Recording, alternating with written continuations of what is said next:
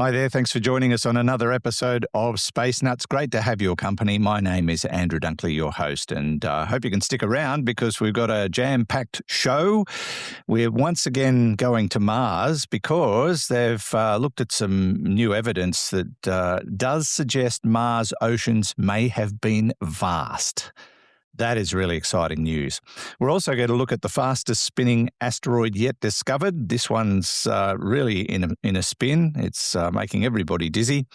And the evacuation of the International Space Station due to ill health. We'll see if we can get some news on that because that's actually happening as Fred and I are recording today. That's all coming up on this edition of Space Nuts. 15 seconds. Guidance is internal. 10, 9. Ignition sequence start. Space Nuts. 5, 4, 3, 2. 1, 2, 3, 4, 5, 5, 4, 3, 2, 1. Space Nuts. Astronauts report it feels good. And he's back again to furnish us with his knowledge. He is Professor Fred Watson, astronomer at large. Hello, Fred. Hello, Andrew. I was just doing a quick calculation there for a number that I want to use later in the chat. Okay. Now, I need to apologise in advance because they're working across the road and I think they're using dynamite because it's pretty noisy. But hopefully it won't mess me up too much. I can hear it, but I don't know if it's coming through the system. It's got all sorts of filters, but some things you can't stop. Now, Fred, I did want to actually mention a couple of things before we start on our topics because I meant to do this last week for our first show back of the year, just to highlight some of the things that are coming up in 2026 that we can look forward to and that you and I will probably talk about.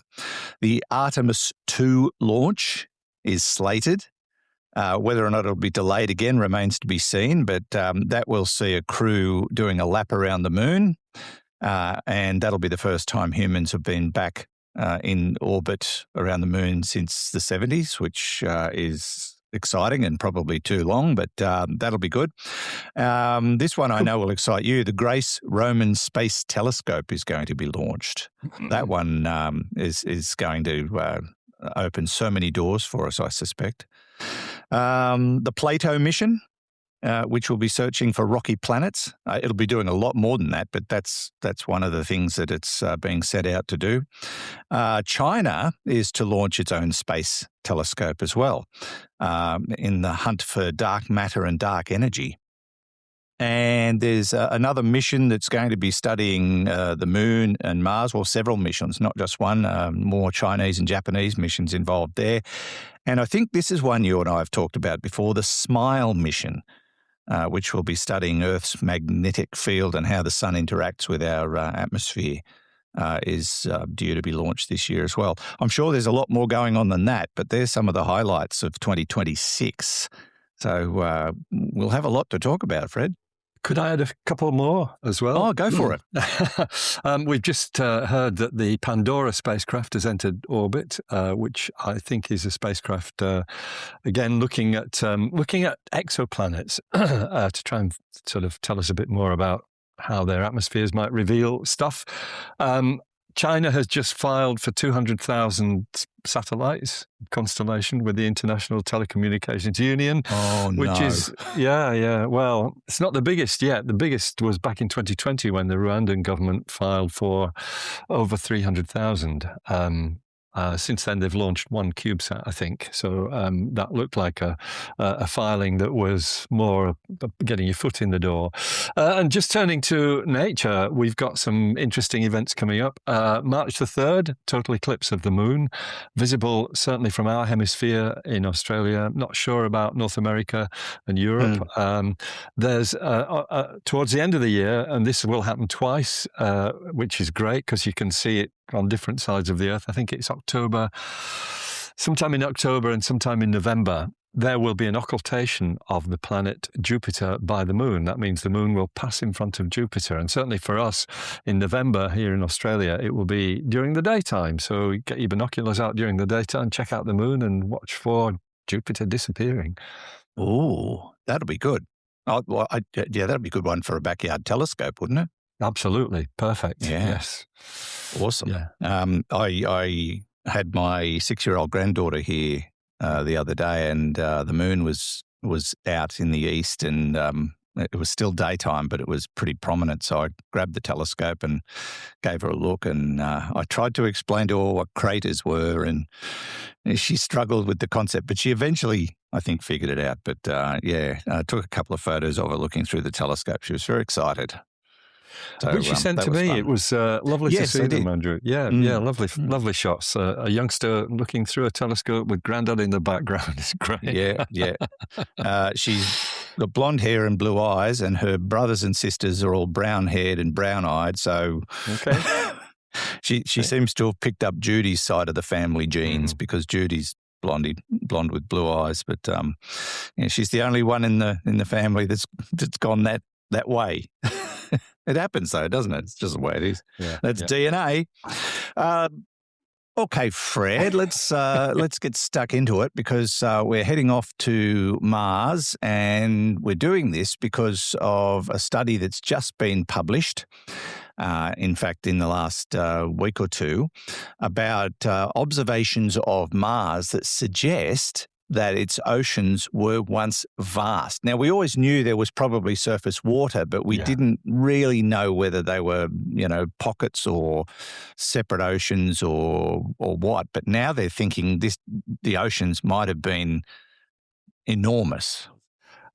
Yes, that's right. And I mean, we revisit this story probably on average once every month or two.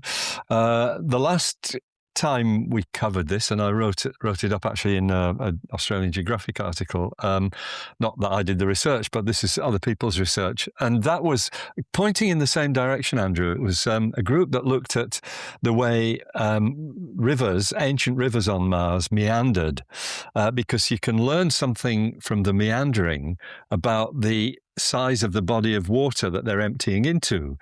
And they came to the same conclusion. The river meanders tell you that there was a large body of water at the end of it, at the mouth of these rivers, rather than just a few puddles or a few lakes and things of that sort. And this new piece of work, whilst it's a different, it's got a different emphasis, comes up with exactly the same answer. And it's scientists who have looked at if I remember rightly, they're in Switzerland, University of Bern.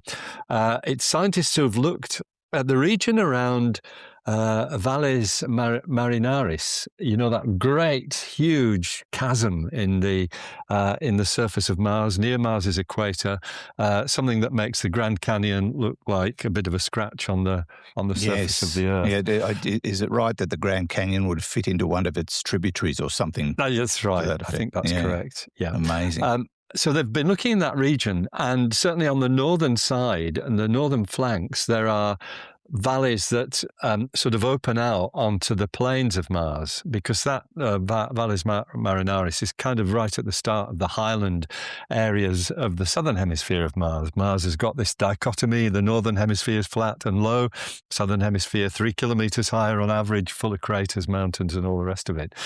So what they've done is they've looked at regions where where there's this transition from the mountainous highlands of the south to the lowlands of the north. And they've looked very carefully at data from several orbiting spacecraft. I guess Mars Reconnaissance Orbiter is one, and some of the other ones. Actually, even ESO's ExoMars Trace Gas Orbiter. Mars Express, another ESA, European Space Agency, another orbiting spacecraft. They've taken the data from these, looked at the heights, the topography, and looked at the geomorphological features that they can find. What have they spotted? They've spotted a whole succession of ancient river deltas. This is to say regions where a river mouth opened into what they're calling now an ocean, and deposited its sediments. The sediments out of the river fall down to the floor of the ocean and build up basically a rock form, which is preserved today. It's a kind of fossilized river delta. There's something similar going on, as you and I have spoken about many times, at Jezero Crater, which is why Perseverance is there, because there's a river delta there. But I think these are on a much larger scale. And the great thing is that when you look at them, they sort of define a shoreline, because these are all occurring at the same topographical height in Mars's geography, and so they basically define a shoreline, and that shoreline tells you that there would have been a lot of water in Mars's northern hemisphere for the water level to reach the height that we find those deltas at. Wow. So really nice piece of work done with characteristic Swiss precision, I think, that's been widely reported. There's several articles on the science news feeds, which basically support this idea. Very nice piece of research indeed. And they think it was as big as the Arctic Ocean on Earth, just by comparison. And how big is the Arctic Ocean? It's 14 million square kilometres, or 5.5 million square miles. Big in size. So that's a lot of water on Mars, and it's a lot of it's still there, Fred. Yeah, that's right. With we know from particularly the Phoenix mission that just scraped the surface in the Martian Arctic, and sure enough, there was permafrost underneath. So a lot of it's still there. There's still water locked up in the two ice caps of Mars, but probably not. Well, I don't know. It's actually really interesting. I do remember reading quite some time ago that if you thawed out even just the Antarctic ice cap of Mars, you'd cover the whole planet to a depth of several meters.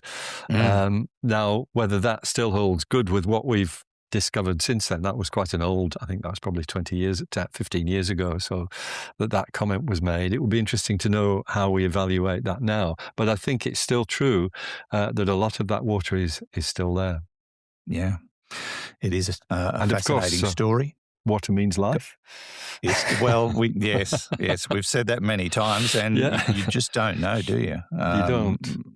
Yeah. Although the mission to retrieve those cylinders that contain potential evidence of that has been scotched, so it's just going to sit in abeyance for an indefinite period. So I think. So this is news that the Senate have basically agreed with the White House in saying that the Mars sample return mission should be cancelled. And so that will probably go through. It's not been voted on yet, I don't think. But and so that means, yes, we've got these canisters on Mars, carefully dropped by Perseverance, but with a joint European Space Agency NASA mission to retrieve them, whose cost has blown out.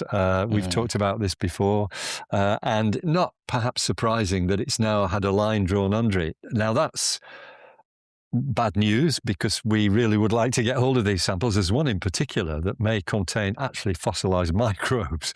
So it's there's every keenness to do that, and I think it will.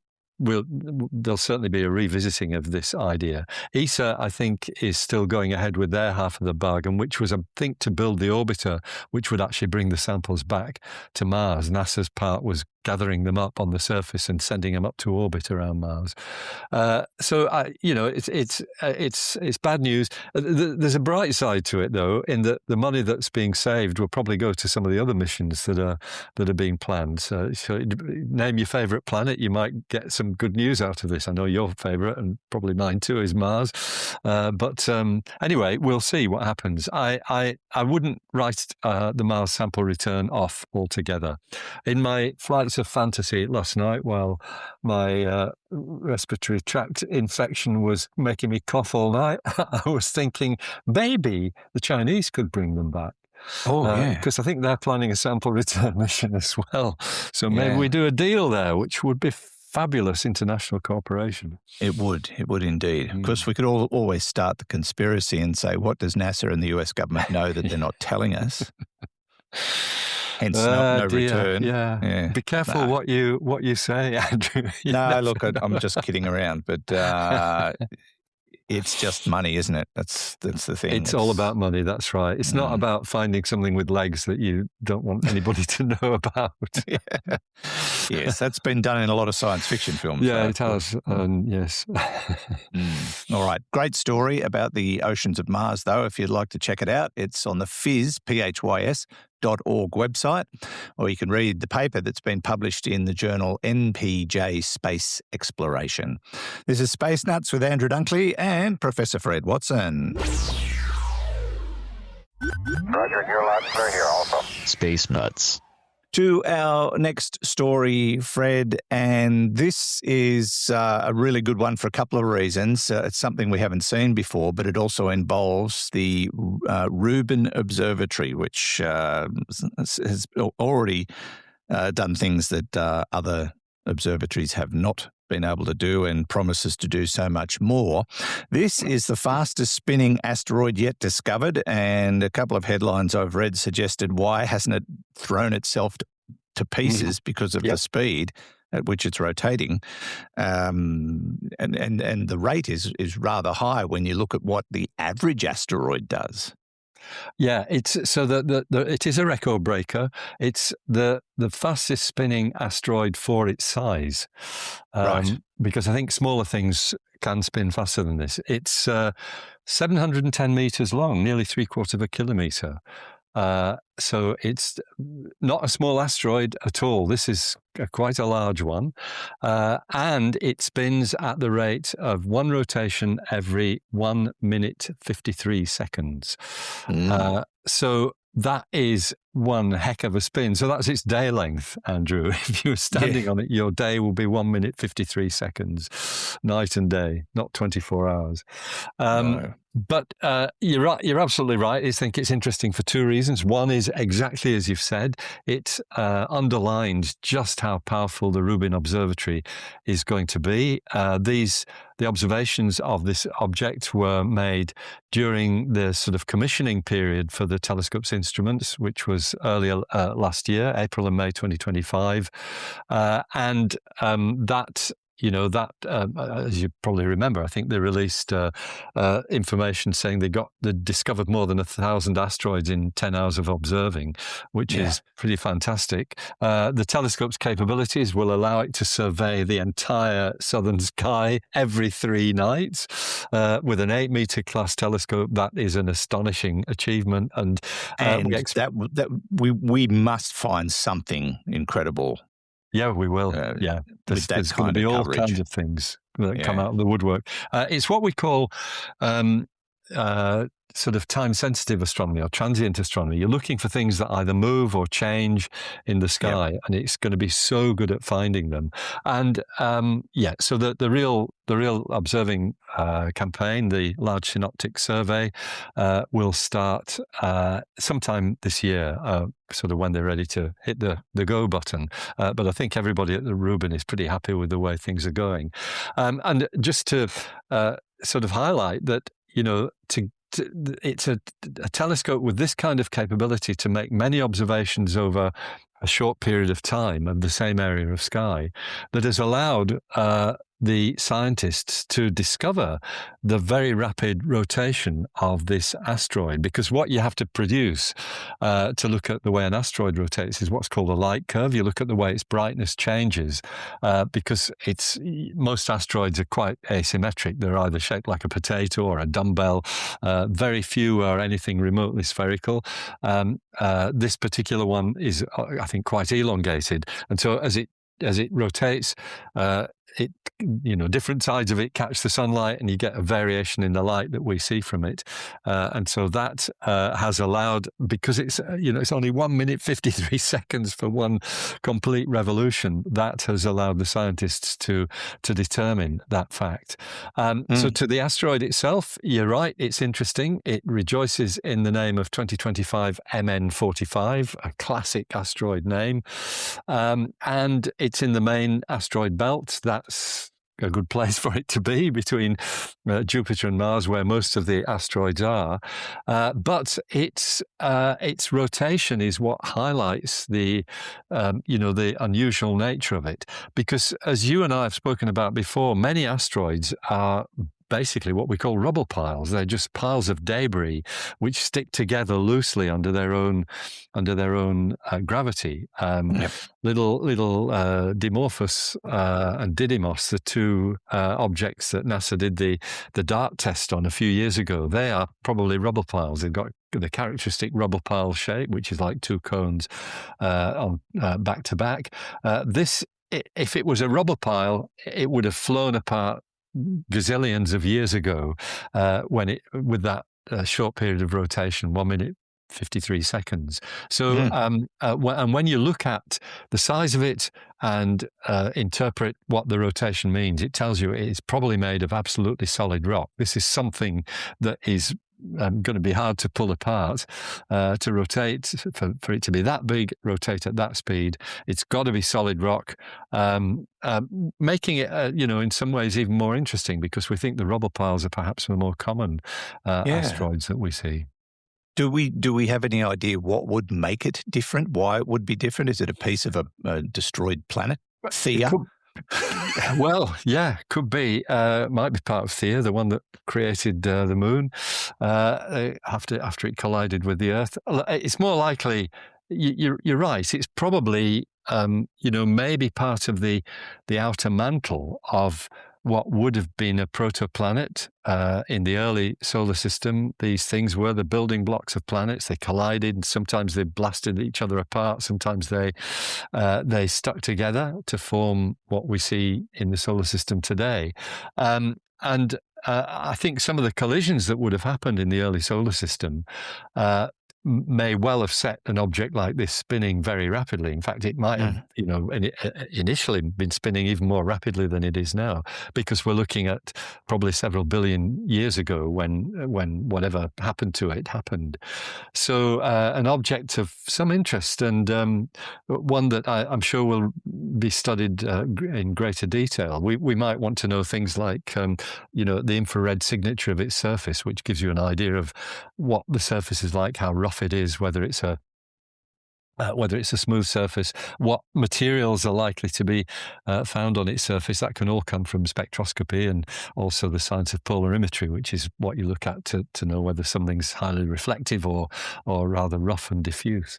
So I think there's lots to learn about 2025 MN45. Indeed. So it's in the asteroid belt between Mars and Jupiter. People probably imagine that to be just a wall of rocks. How do we get through it? But it's quite sparse, isn't it? It is, yeah. It's sparse enough that several spacecraft have actually gone through it unscathed.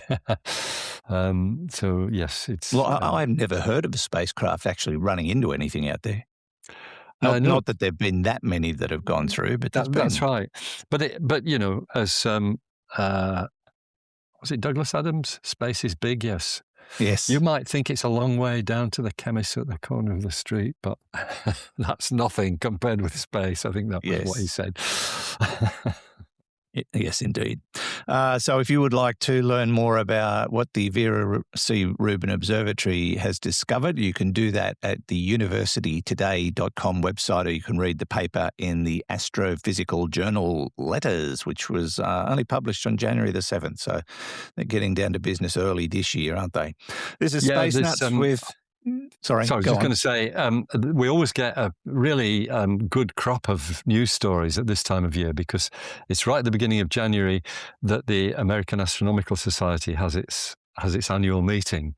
So there's always some great stories. So that's why it was it was published last week. I'm sure that's it's actually very clever, because as someone who worked in the media for 40 years and had to work a lot of Christmases and New Years, you quite often find you're struggling for stories, because everything's shut down. So you're not getting the information that you normally get. So to actually be in a position to do stories like this at this time of year is, And it's well positioned, as we would say. You can read all about it, of course, and we will certainly be keeping a very close eye on what the Vera C. Rubin Observatory is going to be doing from now on, because it's all up and running and already doing some remarkable things.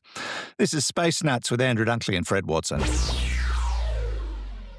and I feel fine. Space Nuts. Now, Fred, by the time people hear us talking about this story, things will have changed a bit. But as we speak, we understand that the Crew Dragon spacecraft is docking at the International Space Station to do the first ever crew evacuation. Now, after 25 years, I'm surprised this is the first time this has happened, but there's been a medical issue. They won't elaborate on who or what, but it's got to be serious if somebody's, if they're bringing the whole crew back. It's a crew of 4. There's 7 on board at the moment, but they're bringing 4 back. Correct, that's right. So there is a crew of 3 now. So as we speak, I think they've probably undocked the Crew Dragon spacecraft from the International Space Station. I think that happened an hour ago. And they will then re-enter and bring the crew back in a pretty routine fashion, landing in a few hours from now. So you're right, it's Crew 11, the SpaceX what's called the SpaceX Crew 11, because they're the ones that go up and down in the Crew Dragon, rather than the Soyuz, which is the space vehicle that will bring the remaining 3 astronauts down when their time comes to an end. You're right, it's a medical evacuation. That Crew 11, consists of, if I remember rightly, 2 NASA astronauts, 1 Russian cosmonaut, and a Japanese astronaut as well. So they're coming home. They're coming home something like a month early, and we are told, exactly as you've said, that this is because of a medical issue, which apparently is not an emergency. It's not urgent, but is thought to be something that is going to be much better dealt with on Earth. We don't know which of the astronauts has the issue. I saw a picture of them posed just before they evacuated the spacecraft last night, and they all looked fairly cheerful. But you can't really read from people's faces how they're feeling, which is just as well, because I feel pretty crook at the moment. Yeah. So that's because of my upper respiratory tract infection. Sorry to keep harping on about it. Anyway, going back to the more important story, Andrew. It's a good thing you're not in the International Space Station feeling like that. Well, that's right. Else you'd have the same thing too. Interesting. But your comment's well made. The fact that it's the first time in the 25-year history of the ISS being permanently occupied, the first time this has happened. And I think it was Jared Isaacman, the newly appointed NASA administrator, the boss of NASA, who made the comment. It might be somebody else, but it's one of the high ups in NASA made the comment that when they planned the ISS and they were working towards it, they expected that there would be something like this happening every 3 years. So they've done pretty well to get through 25 years without needing to bring people home because of a medical issue. Yeah. While you've been talking, Fred, I've just been looking online to see where things are up to, and I've found they did a live stream of the Crew Dragon docking at the International Space Station through, I think it's NASA's YouTube channel. And you can actually log on and watch what happened and see the whole process. It's quite incredible what we can do now, isn't it, with live coverage from space as things unfold. It's a far cry from those times back in the 60s and 70s when we were looking at those really fuzzy black and white pictures off the moon. Which was miraculous in its day. Oh, it was in itself, yes. Yeah. I am watching Crew Dragon detach as we speak. Yes, that's right. So that happened probably 30 minutes ago, give or take, our time. There you go. Yeah. It's like a slow motion ballet, isn't it, when they things in space tend to be like that. Yes. Yeah. Well, you don't want to bang into anything. Yeah. Anyway, I hope all is well with the individual involved. I'm not sure we'll ever find out what exactly the issue is. That's subject to privacy, from what I understand. Exactly. But the fact that they've been able to go up there, get them, bring them back, and deal with the problem is extraordinary. Because go back to the 70s when Skylab was in orbit. If someone got sick or injured in that situation, I don't know if we would have been able to do much in a hurry. Yeah, maybe not. I mean, there would have been contingency plans in place. I think some of the things that might have brought somebody home from Skylab might be things that could have been fixed on the International Space Station, because there is quite a fair amount of medical expertise up there and some of the kit. But you don't want people taking appendices out and things like that up in space. No, not really. No. You just have to wipe down the walls afterwards, and that's exactly. not fun. Although I should counter it by saying we did recently have a situation where a crew got stuck on the International Space Station for very unusual reasons due to incompatible spacesuits because of a failure in the Boeing Starliner. Yeah. So, no, that wasn't a quick rescue, that one, but it didn't involve illness or injury, so it wasn't as urgent. But sometimes it can be a slow process. But but NASA's been very quick to point out that this has got nothing to do with an operational issue. It's a personal issue, nothing to do with an injury or accident on board. So they want to make that pretty clear. We wish them well. They're on their way back as we speak, and by the time you hear this podcast, they will have returned, no doubt. That's it, Fred. Well, gosh, we got through that in a mighty hurry, didn't we? Yes, I think we gave it due recognition. We've been talking for well over an hour, Andrew. Oh, have we? Yeah. Doesn't feel like it. But no. No, we haven't. I beg your pardon. 38 minutes. I'm sorry. I'm misreading my clock. You're right. That's okay. Wow, we got through that in a hurry. You're probably reading a Mars clock, because we talked about that recently. It's going a bit faster. No. Now, if you want to follow up those stories, I've told you where to go and look for them, but you can also read the show notes on our website, spacenutspodcast.com or spacenuts.io. And while you're there, you might like to check out all the tabs and links on our website, the Astronomy Daily feed. You can subscribe for your daily dose of astronomy and space science news. Don't forget reviews. We really do appreciate your reviews. The more reviews, the more we get noticed. And the more we get noticed, the more people listen, and then we can buy ourselves an ice cream at the end of the day. You can also send questions or comments in through the AMA link, and so on and so forth. And don't forget to visit the Space Nuts shop. That's one thing that Hugh did some years ago, and it's been very popular. All the Space Nuts memorabilia, if you want to get hold of it. I've got my Space Nuts cup here somewhere. Here it is. Look at this. There it is. I never got one of those. I had to buy it. No, that'll be why. That's good. I'm too stingy. But we got shirts. We've got hoodies. We've got all sorts of bits and bobs at the Space Nuts shop at our website. Thank you, Fred. We'll leave it there. We'll catch you on the next episode. Look forward to it, Andrew. See you soon. Professor Fred Watson, astronomer at large. And thanks to Hugh in the studio, who couldn't be with us today. He had to be evacuated after attempting a Michael Jackson moonwalk. Not good at his age, no. And from me, Andrew Dunkley, thanks for your company. We'll catch you on the next episode of Space Nuts. Bye-bye. Space Nuts. You've been listening to the Space Nuts podcast. Mission complete, Houston. Available at Apple Podcasts, Spotify, iHeartRadio, or your favorite podcast player. You can also stream on demand at Bytes.com.